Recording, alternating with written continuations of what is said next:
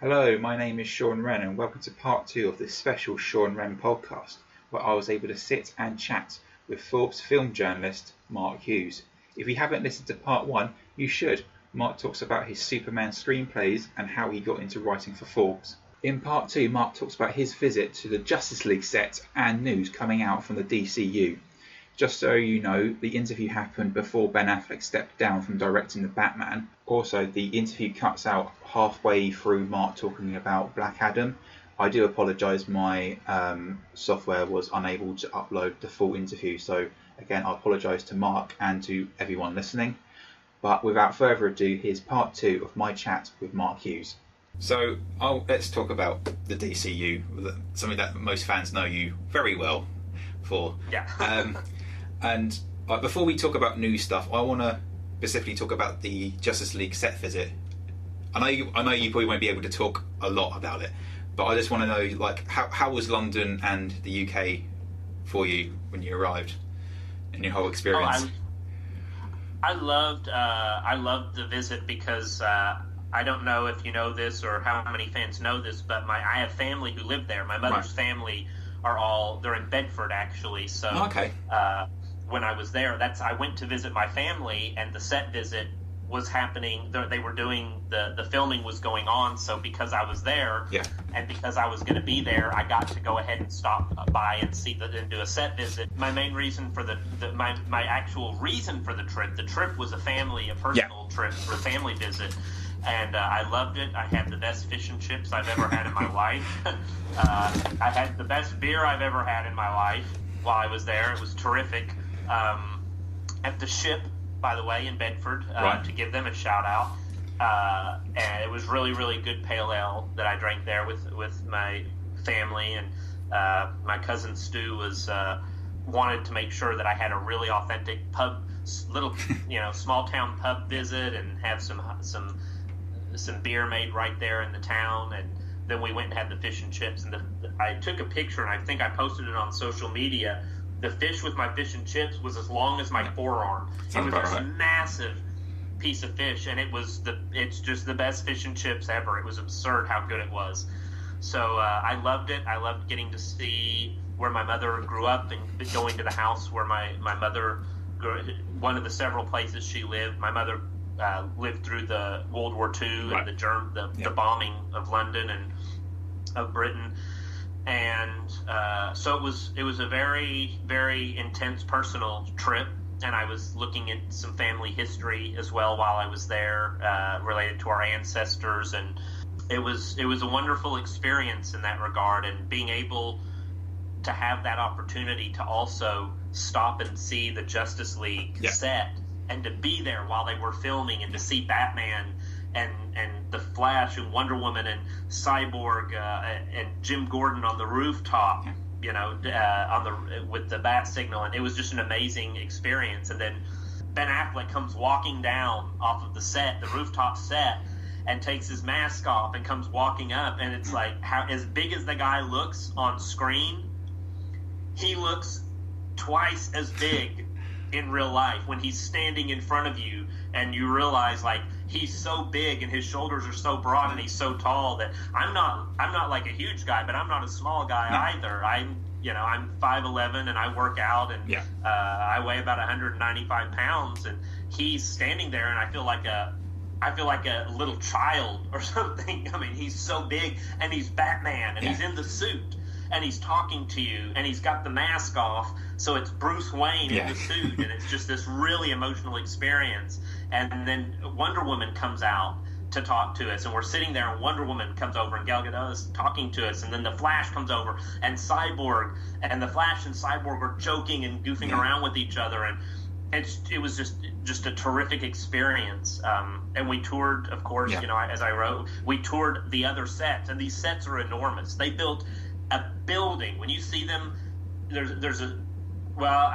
I'll be careful. Is it in the Comic-Con footage, or was it something? Yeah, some of the scenes. One of the sets we were in.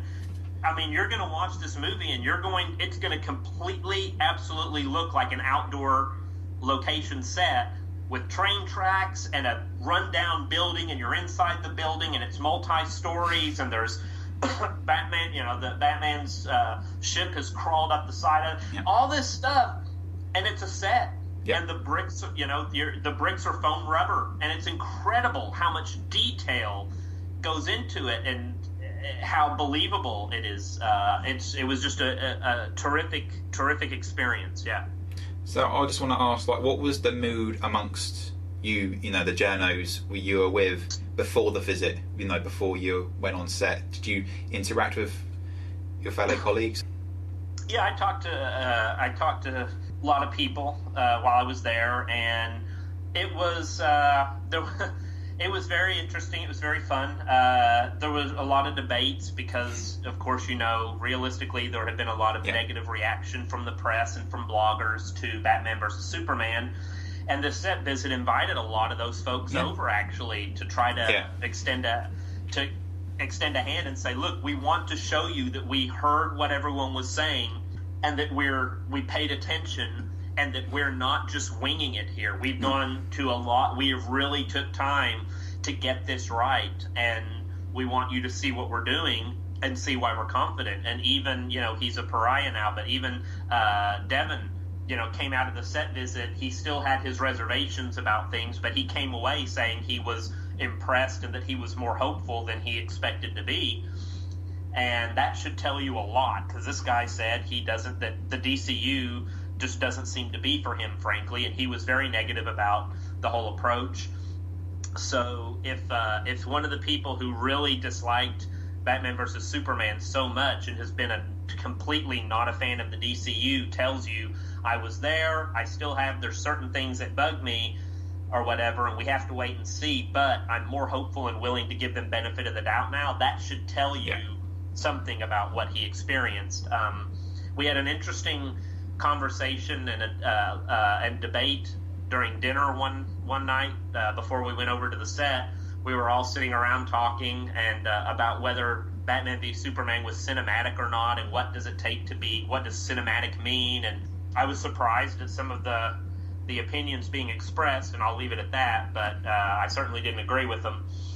A lot of them, anyway. Some of the what I thought were more narrow and odd viewpoints. Had a great time walking around London, actually, the night after the set visit, and Jim over at IGN was one of the folks I was hanging out with, and he's a great guy and very cool guy to be on a set visit with, and very friendly guy, so I appreciated that.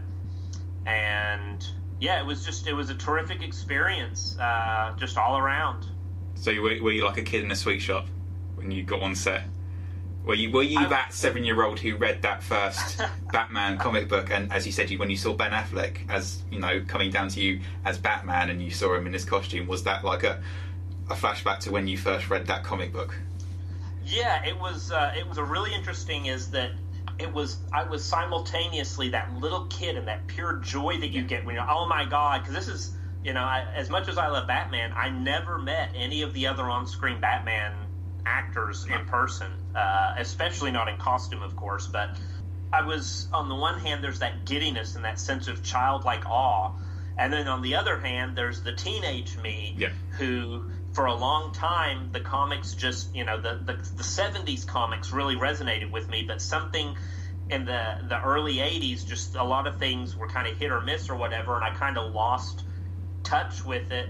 And then with The Dark Knight Returns and Watchmen, and I'll give a shout out to John Byrne's Man of Steel rebooting of Superman. Right. There were all of these comics coming out that suddenly reconnected with me as I was older and had a very different perspective about comic books and what was possible in the genre, and people were taking it seriously.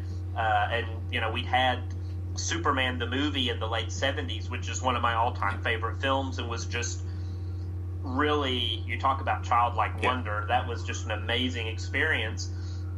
But suddenly people, the mainstream and ordinary people who had always made fun of comics and who never took it seriously and who looked at the old Batman 60s campy TV show as what comic books were like, had a different perspective about them.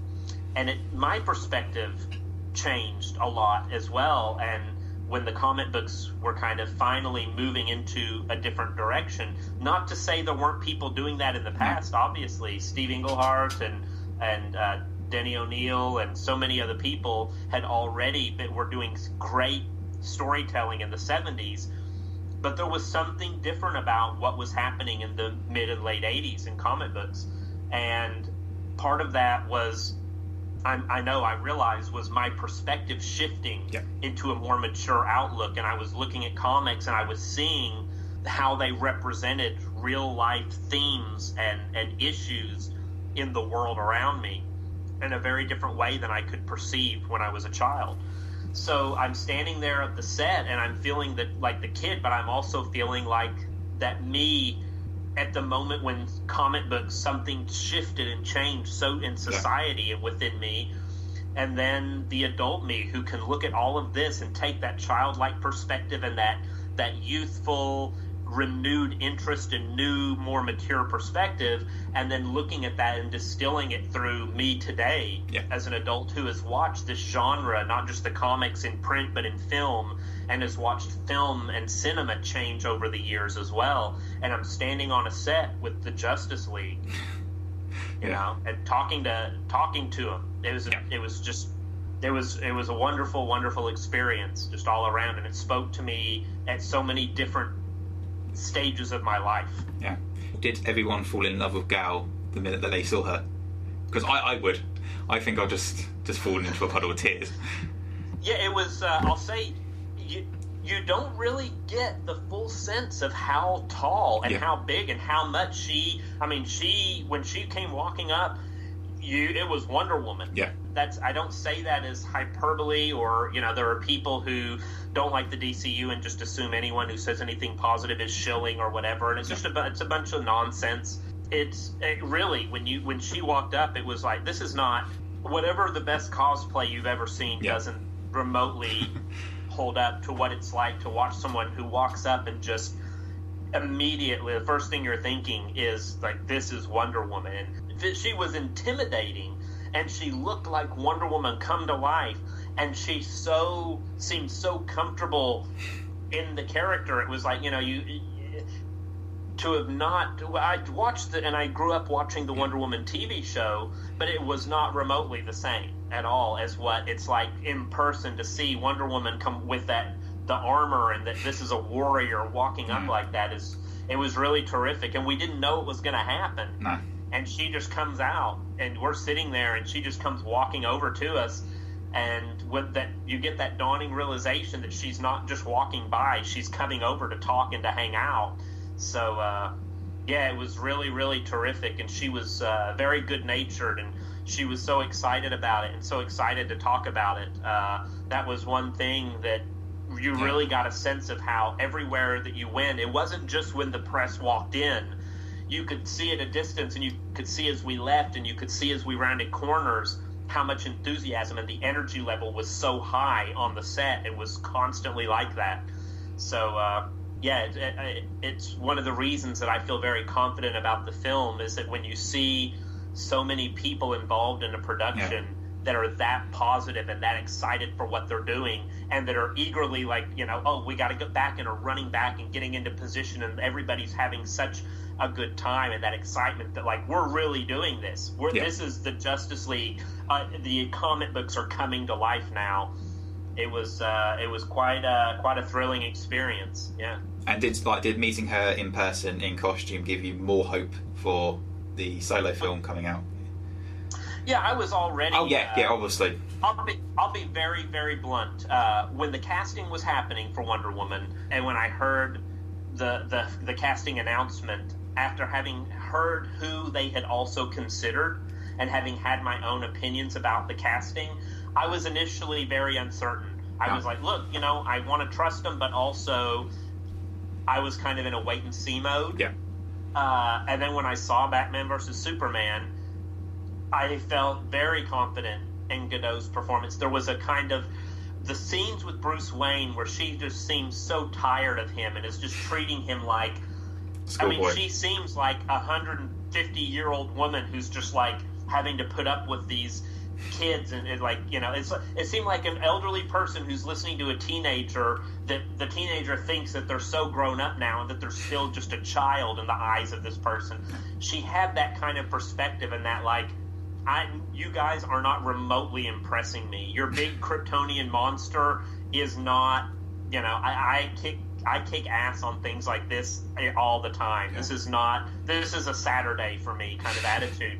She pulled that off so well, and pulled off the fierceness of the character. She also pulled off that desire. She was a warrior who, once she got into the battle, she was smiling, and you could see the love and the thrill of the battle, and the idea of the glory of battle. But she was reluctant to do it. Yeah. And that, I think, is a crucial aspect of Wonder Woman, is that Wonder Woman wants peace and is an ambassador for peace and for justice. And she goes to war reluctantly, but once she commits to it, she's going to destroy everything in her path, and she's going to relish it. Because if you're an enemy of peace and justice and what she believes in, then she will relish your destruction.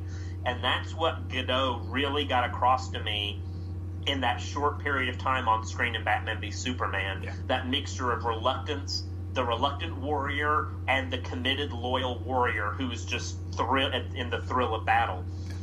And and now, having seen her on the set and having seen footage from Justice League, and then having seen the footage from the Wonder Woman movie, is just, I'm completely sold on her now. And I happily admit that I did have reservations when I heard the casting, and that I am very happy to have been wrong, and to know that I should have had, and that I was right to say I need to wait and see and have faith that she was cast for a reason, and that she showed something in the audition, because she sure is showing us now that she's Wonder Woman. So when you say footage, do you mean trailers, or have you seen something that no one else has seen? For Wonder Woman? Yeah. Trailer footage. I don't ask, obviously. Yeah. I've only seen. I won't be coy about that. Yeah, no. I've not. I mean, the film is probably still editing, isn't it? I've yet to see any. I'll see some early stuff eventually, and I'll hear things. But at the moment, I've seen only the trailers and the footage that everyone else has seen, pretty much. I may have seen a few behind the scenes photos or something, but nothing beyond much significant beyond what you've seen. No. So you were talking about the excitement around the crew. Was that from what the actors were giving out, or was that just a general we're going to make a fantastic film and hold on to your seats sort of vibe that you got from everyone else? Because you're a man with eyes that you can see when people can just tell you something that you want to hear, but you can see what they're not being genuine. That was the important thing to me that I recognized on the set. Was there were times when on some of the sets when we were going around the Warner Brothers lot in the UK, there weren't always actors on the set. No. Some of it was, they were building the sets and doing the work, and people were joking and laughing, and you could hear the discussions about, well, what about this and what about that were going on, that made it clear that on everyone they had these jobs and they were working on it. The same with the costumes. We went into and we saw the costumes. We watched them making the costumes. We saw some of the finished ones. We saw one or two of the Batman costumes that were finished, but also costumes that were still half made and were being worked on, and went to the side and talked about, and I asked about what's this and what's going to go on here and what's inspiring it and all that. And there was a genuine excitement and an energy to it. Nobody was just nobody seemed bored. Nobody seemed tired, which was really surprising to me because it was such a long shoot. And then, so there was in general on the set and in the various areas and sound stages, and there were multiple sound stages being used, there was a high energy level and an excitement. And then when they were filming, where Zack was there and the cast were there and everybody's working and they're telling jokes, and the actors definitely enhancing, especially Ezra was really just constantly there were the jokes and the quips and kind of teasing and messing around with other people on the set, and then Zack was making sure to keep things happy and to keep things friendly. And you could see that while we were there, but the trick is that they didn't always know when we were there, because there were times when we were back in a separate part of the soundstage area with monitors watching, so that we weren't always right up. So, and we went up and we were there by the set with the rooftop and everyone, and they were talking. But some of the times they didn't know we were there, and when we came in, and you could hear it when you're approaching, and then you leave and you come back, and like I said, in places where the director wasn't there or the cast wasn't there, it was very consistent. And I got to feel, I know when somebody's just blowing smoke up my ass, and I can tell when people are putting on airs or trying to maintain positivity and not let the cracks show or whatever. I know when that's going on. I've been around long enough in life in general, and I have a pretty good feel for people, I think, and I know when I can balance. And of course, there were times when people are trying to put on the best face, or when people are really trying to show you and stress how good things are. And when that's what's happening versus when it's coming through naturally. If you're good at your job, then you can tell that sort of thing, Yeah. So do you think that Zack being away from literally having to work on Justice League straight after the press on Batman vs Superman, and being in London specifically, being in his own little world, helped in the whole overall mood of how he was feeling at the time when you saw him? And he was very disappointed in the reactions. Of course he was very, very blunt to us when we were there and told us how bad it hurt and how much it shocked him. And I'll tell you, I was at the junket for Batman vs Superman. Yeah. They thought they had a winner. He thought the press was going to come out thinking this is serious drama. This is superhero storytelling as high art. He felt very sure that people were going to have a very good reaction to it. He felt like the fans were going to love it, and we're going to see that this was a movie made by someone who really loved the characters, took them seriously, and wanted to treat them in a serious, adult, mature, deeper manner. Yeah. And so he was completely unprepared.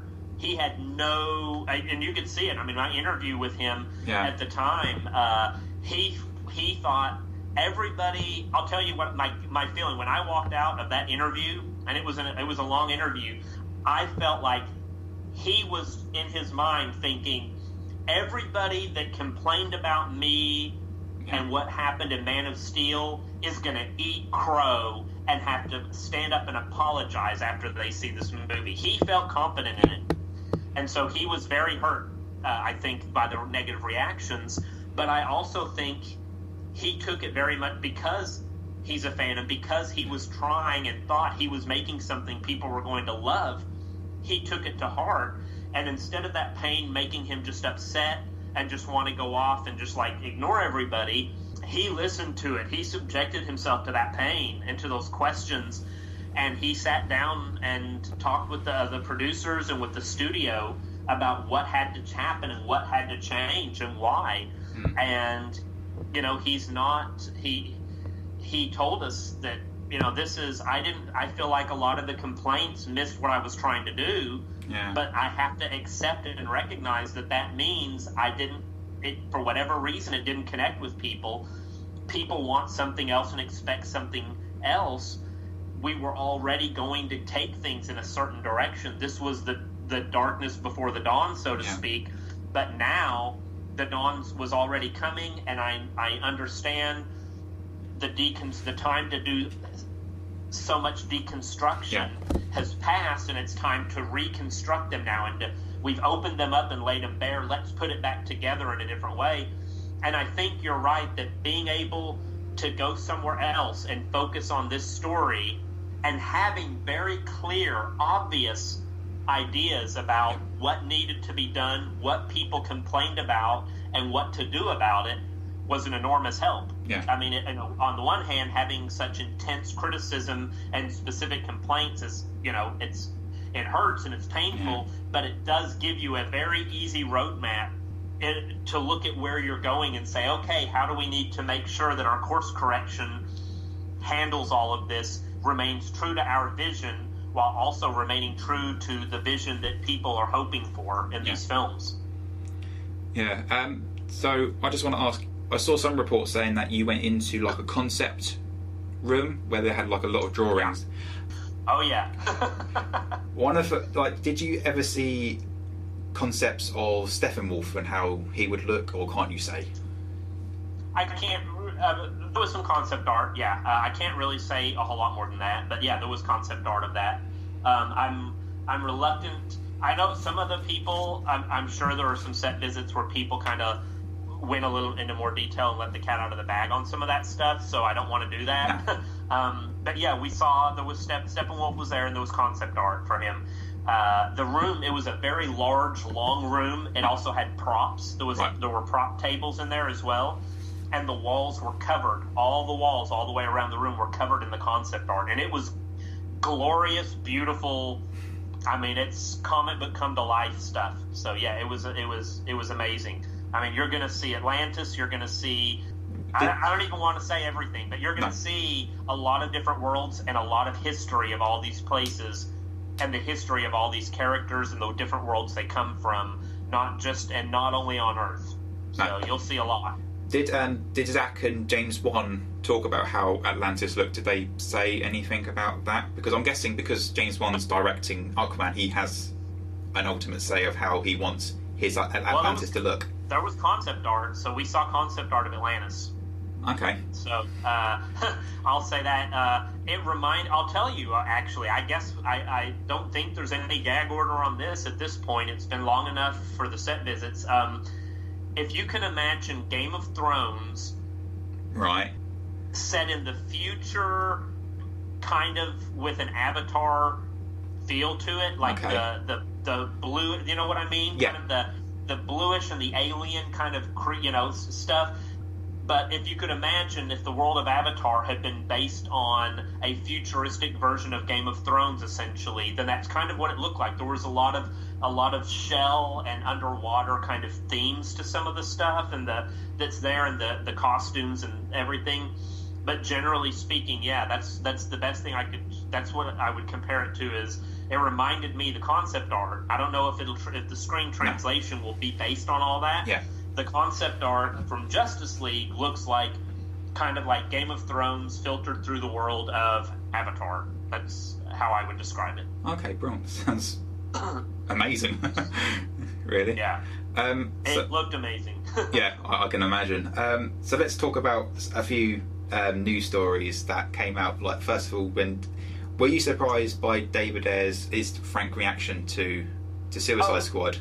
Oh, about what he said about wishing he'd made the Joker. Well, yeah, I wasn't surprised that he was frank about it. I was surprised at some of his specific what he had wished. I think it was great that and by the way, have you seen the extended cut yet? I've got it. I've started watching it, but I've got it. I thought the theatrical cut was a damn good movie. It was entertaining, but I also offered my review was positive, but pointed out some complaints about it. The director's cut, the extended cut version of it, this is just another example like Batman v Superman. Warner should have let the director put together his version and released it in theaters, because both of those extended cuts were significantly superior. Batman v Superman, the difference was and I love the theatrical version, but the home release version is phenomenal, and I think one of the best superhero films of all time, and one of my favorites. But Suicide Squad's, the difference again was significant, and it's a much better film. The Joker, I don't know why they edited it and changed it the way they did, frankly. I think it would have got a better reception in the version that we saw in extended cut. I appreciate that he was so blunt about it and that he expressed his regrets. I personally think that it worked great to have the team focused on a separate mission, and the Joker as the side villain supporting villain who just keeps coming in, poking him in the eye during the. I think it would have been great to have more of that. Yeah. To have him show up more often, maybe to have even had a couple of scenes of Batman having shown up a few minutes after the Joker left, and so the Joker's tracking Harley and Batman is tracking the Joker. So that would have been kind of cool. And then if the Joker had shown up at the climax trying to get Harley to leave with him, and Harley convinced him to help kill Enchantress, that would have been great. I would have appreciated seeing that, and then seeing the Joker escape and Batman, just the silhouette of Batman watching and realizing he was too late and taking off into the night to go chase the Joker. Just a few little things like that, but generally speaking, I'm glad that I think it's a good thing that anytime a filmmaker is willing to be open and blunt about whatever regrets they have or changes they would have made, it's insight into them as a filmmaker, and it shows someone who's willing to admit when they feel like they should have done something differently. Even if I don't necessarily agree, it's a good sign that he's thinking about it and rethinking it, and I think any artist should always be in a process of reevaluating their work and wondering what they could have done different and better. So do you think like his frank talking will be bigger help to, much like with Zack and with Justice League, when he finally directs Gotham City Sirens? Yeah, I definitely think it'll help, and I think another big help is going to be the fact that they have. I can't stress enough how important it is that Warner Brothers has given DC Entertainment so much more control now and creative freedom, and that along with that, the actual filmmakers and writers are going to be able to work much more closely with a much stronger, clear vision of what they need to accomplish, but also that here are the boundaries that we need you to do. This is what the goals are. But now go out and achieve those in the best way you can as artists and filmmakers and performers and writers. That's really, really good. That's really significant. And I think it's, like you say, the fact that he's talking about, well, here's what I should have done different. Here's what I wish I'd done. Here's what I want to do. It's a really great sign that he's that kind of an artist with that kind of a willingness and a creative hunger to think about what he did, to reevaluate it. How could I have done that? How could I have done it differently? Now I'm going into this next project following that up. What should that project have been? What do I wish that project had been? And how can I use that knowledge and carry it forward into the sequel? That's only a good thing. Only a good thing. And End of Watch is a wonderful movie, and it really kind of speaks to the whole road trip, team up, ensemble, performance, comedy, drama, grounded but also kind of outrageous. All of those things, what he can do, are there and present in that story. And then I think Suicide Squad was a great start, and I have really high hopes for Gotham City Sirens. And do you think him not writing the script and having a female, I can't remember her name off the top of my head, having a female writer penning the script will be a bigger help for him as well, just because it's one less thing for him to worry about? Yeah, I mean, honestly, we need more female writers, and Tourette Robinson is going to be, I don't know if I'm pronouncing that right, is going to be one of the few women female screenwriters working on. There are others, and I don't mean to ignore them, but it's good that it matters in my opinion, that the studio is conscious of the fact that, you know what, there are lots of good writers out there. A female writer is just as capable, and sometimes more so, of writing a good superhero movie, particularly about female characters, and avoiding a lot of the pitfalls that male writers often fall into with these characters. So I think it's a good thing. I think fans should encourage that and should be happy. I think being angry or upset or saying they hired a woman just because, why aren't fans saying, well, they hire men just because? If it was a guy screenwriter, males aren't the default setting for everything. No. So seeking out a writer and hiring a female writer and looking at a female writer is no different than when they say we're looking for a writer and we have a list and it's 5 or 10 names that are all male writers. So if you're not freaking out and thinking that they're just hiring men just because, and that doesn't, if you're not complaining about that every single day, then you really shouldn't complain about Dworet Robertson being hired to write the script. I love it. I think it's going to work great. I think probably Ayers will work with her on what kind of Ayer will say, I want this story. This is where we're going with it. They'll collaborate. They'll figure it out. Yeah. She'll do the scripting, and it'll be a good thing. And I'm excited for it personally. Yeah. Well, one of the questions I got asked, and since we're talking about the Joker and Suicide Squad, is a couple of people have asked me, and you were tagged into it as well, was about how the Joker is Jared Leto's future as the Joker. What's the plan? If you got any, people asking if you have any ideas.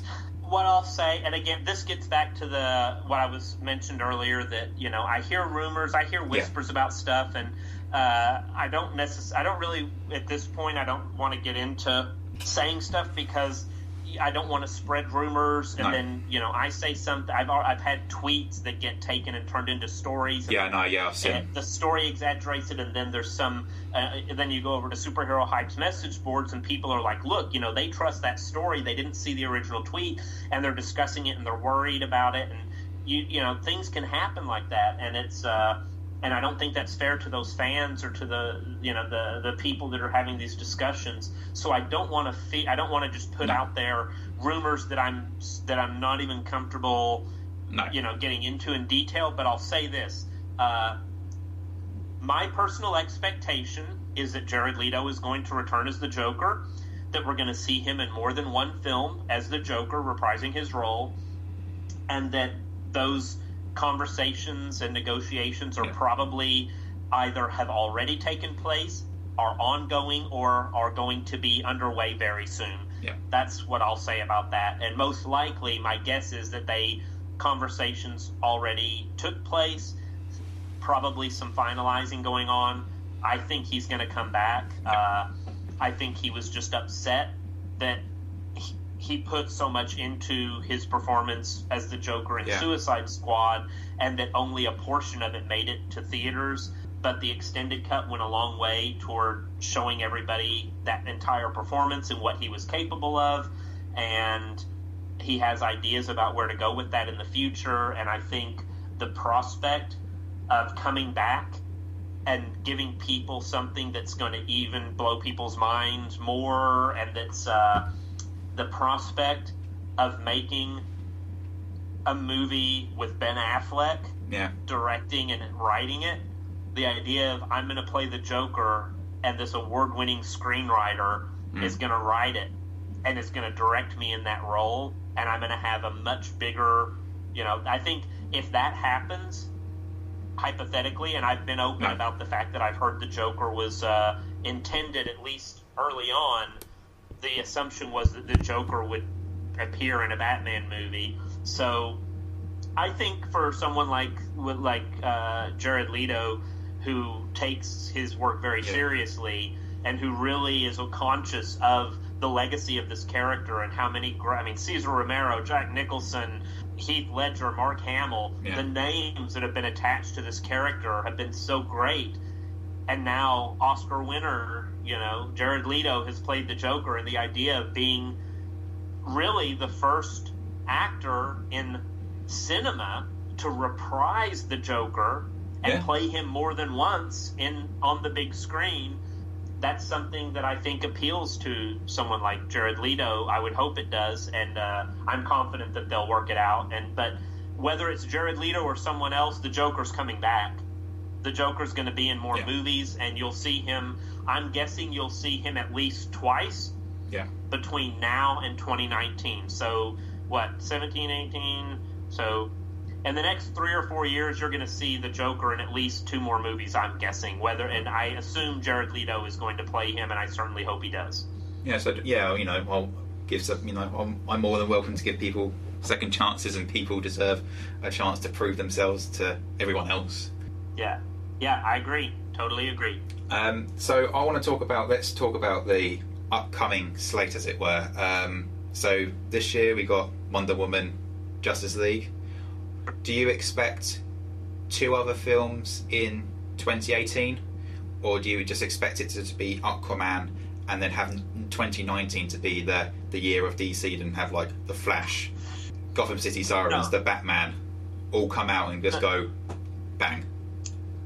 No, I'm pretty sure we're going to get it. I would put money. I would bet money on, and I would be shocked if I'm wrong about saying there will be at least 2 DC movies in 2018. I think that we'll get Aquaman, and I think Gotham City Sirens. I suspect they're going to do their best, especially now since it looks like the Batman probably, unless they can really unless something happens that changes how long things are taking, it looks like the solo Batman movie probably isn't going to make a 2018 summer release date. It's not impossible, but at this point, I think we should all assume it's not going to, unless we hear news that we're going to be pleasantly surprised and that it's going into production by April or May. If it doesn't get in production by May or June, then the Batman is not going to hit 2018. I think Warner has kind of accepted that now and realized that it's going to be 2019 before the Batman is released. With that being the case, I think Gotham City Sirens is definitely going to be fast-tracked. It will probably go into production. I'm going to guess Gotham City Sirens will be in production by sometime this summer and will release next year in 2018 along with Aquaman. The Flash, there's still time for that movie to get into production by this summer and release next summer. It would be a tight schedule, so they would need to get a director on board in the next couple of months, hash everything out, and get into production pretty much by June in order to make a summer release date next year. But it's possible the Flash could come out. I don't think it's going to at this point. I would love to be wrong about that, but I think I think that they assume at this point that it's going to be Aquaman and Gotham City Sirens, and if they get lucky, maybe they can get the Flash, but I think it's a long shot at this point for the Flash or the Batman coming out then. I don't think Aquaman is going to be alone in 2018. No, I would bet money that Warner will find a way to get another film out in the DCU. Okay. And just one more story just to talk about is Green Lantern and there was the 6-man cast wish list that they wanted. Was there any names? You've met Umberto during the set visit at Justice League. Did you? But when you first read it, for a while, was that something when you first read? Was it like, I'm not sure they're going to get Ryan Reynolds to come back to play this role? No, Ryan Reynolds isn't. No, that's not going to happen. There are names on that list that have been on my own wish list and that I've heard connected as a ideal if they had their wish list, who they would like. I know Bradley Cooper has been on that list for a while. Armie Hammer, Jake Gyllenhaal, Tom Cruise, Ryan Reynolds, and Joe McHale. I'll be honest, Joe McHale. That's the first time I've heard his name really mentioned outside of fan speculation and outside of people tossing around their ideas of it. But yeah, Tom Cruise, Bradley Cooper, Armie Hammer, Jake Gyllenhaal, those are all names that have come up that I've heard from various people. Wow. Some of those names, Bradley Cooper's name has come up from everybody that I've ever had conversations with about this project. Tom Cruise's name has come up from certain producers that I've talked to on the project, not producers on that project. I mean, no, just generally. I've talked to people over the last year or two and at different times. So I've heard a lot of those names. Ryan Reynolds is not going to happen. That's just that's one of those hypothetical, like, well, here are the options we could pursue kind of things. Yeah. You know, I've got my own idea about who's likely to wind up in the director's chair and who's likely to wind up on the casting lists for that. And I have an article coming out actually about a specific some specific names, a specific director name and specific actors' names, and I'm not going to spoil that in advance. But you'll get something from me in the next week, probably, depending on how much I hear back from some folks. Yeah. But yeah, I'm excited about that for sure. Fans should be very excited that Green Lantern is moving forward, and that and fans should be excited that David Goyer is involved. I've seen some of the. Apparently, there's some fans who are like, I don't know what to think about that, and I'm like, well, what you should think about it is the guy who rebooted Batman and wrote The Dark Knight. Who wrote Batman Begins screenplay and who wrote the stories for The Dark Knight and The Dark Knight Rises, and who wrote the screenplay for Man of Steel and who wrote the screenplay for Blade and Blade 2. Yeah. Is back involved in the DC comic book movies. That's what you should think about it. Yeah, just watching The Dark Knight, this special piece about, and David Goyer was talking about his process about writing Batman Begins, and you can see his enthusiasm and ideas behind why he chose certain things, and it's just like, yeah, he's going to do a good job on Green Lantern. I have no doubt on that. Yeah, and he's look who he's working with. I mean, the story is he's working with Jeff Johns, you know, so who's one of the greatest Green Lantern writers of the modern era of comics, and that's a great thing. So I'm excited. You know, I'm very excited for it. Okay, one more about The Rock and Black Adam, the Black Adam spin-off. When that news came out, a lot of fans were talking about why that is being sort of more prioritised to finding a Flash director, and should we be focused on the core Justice League members instead of a villain anti-hero of a property that most people don't know? Or is it because it's The Rock that we're going to get it anyway? Well, I think there's a few things to consider. Number one, Dwayne Johnson is one of the biggest movie stars in the world, and he's somebody who could open a movie, and he's known. He has a worldwide fan base. Shazam actually is a character who's been around for a very long time and has a unique appeal because he's a kid who turns into a superhero. So it's essentially what if Harry Potter had a spell to turn into Superman? Yeah. Well, that's a hell of a pitch. Yeah. And when you've got that's your pitch, and it's an existing branded character, a lot of people in the mainstream who don't even really know much about the character or the comics have heard Shazam, and you've got such a big actor in the role, playing a role in it, then it makes perfect sense to me why that movie would be going forward. I think another thing to keep in mind is that there is already a Superman in the DCU in these movies. Shazam is different and unique, but there's also a lot of similarities. Let's be honest and admit it. I mean, there's a reason DC filed a lawsuit about Captain Marvel at one point in the past, saying that it was essentially too similar to Superman. So ask yourself, if you're going to have that kind of a character introduced on the screen now, does it make more sense to introduce another superhero who's so similar in audiences' minds to Superman? Or does it make more sense to introduce a villainous version of Superman first, who comes along, establish that magical world, and then have the superhero? So my guess is that Black Adam's movie is going to come first. Put your hand up if you're more excited about Justice League, because I am.